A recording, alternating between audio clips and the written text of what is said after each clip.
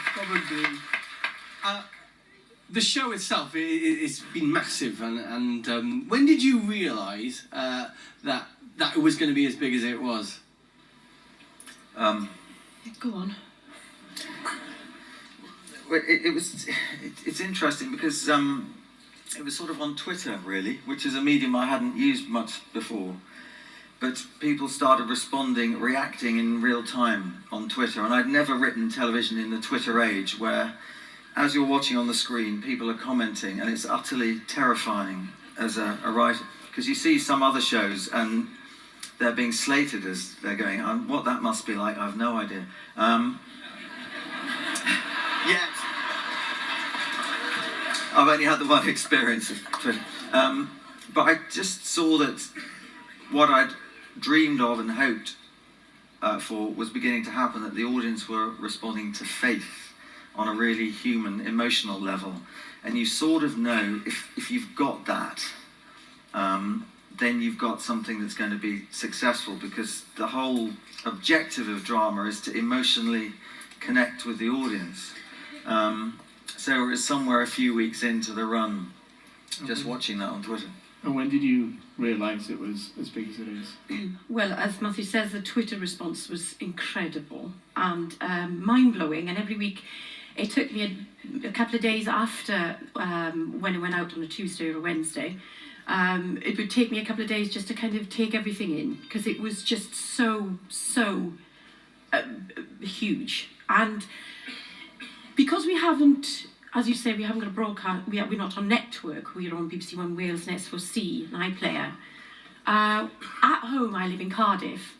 There was lots and lots of people coming on to me, and it was just so lovely that people were getting the story, understanding how we were telling the story. And then I went up, I was doing the London Marathon, and I had to go up to London the day before to sign in, get my number. So I come out of the hotel, me and my husband and Evan, with his tag on, went up to queue to get into the hotel, and the entire queue, the last episode had gone out on the Wednesday, and this was on the Saturday, I think, the entire queue started to turn around. Now we're in London, you know, we're not on BBC One.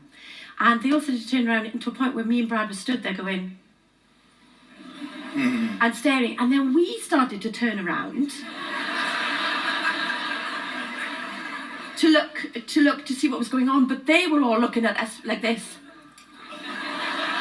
And I looked at Brad and I went, what's going on? And he said, I don't know, I'm going to ask. And he said, is everything all right? And they just went, I mean, there must have been 40, 50 people. We're loving faith, we love keeping faith. Oh my God, what are you doing together? Whoa, what's going on? These aren't your kids. Where's the baby? Oh, you've left them again. Sorry. And it was like, and I went, so I said, Brad, I'm going to leave you here with the children, and I'm going to go to sign and get my number for the marathon. So I'll see you in a couple of hours. I was so glad to get out of there. So I went downstairs, and my heart was going, and I was thinking, actually, lots of people over the bridge are watching this.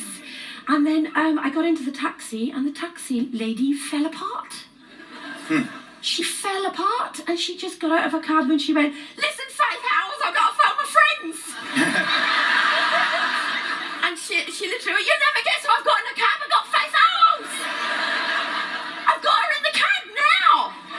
And so that was about 15 minutes of me sweating in the back of a taxi going, can you take me to can you? And I was going, you've watched it? And she went, yeah, all my friends are watching it, we're all watching it, it's amazing. And she went through all the details of every character. I was in the car for 45 minutes, and I knew by the time I got out, I went, oh, it's worked. People get it, and that's when I knew.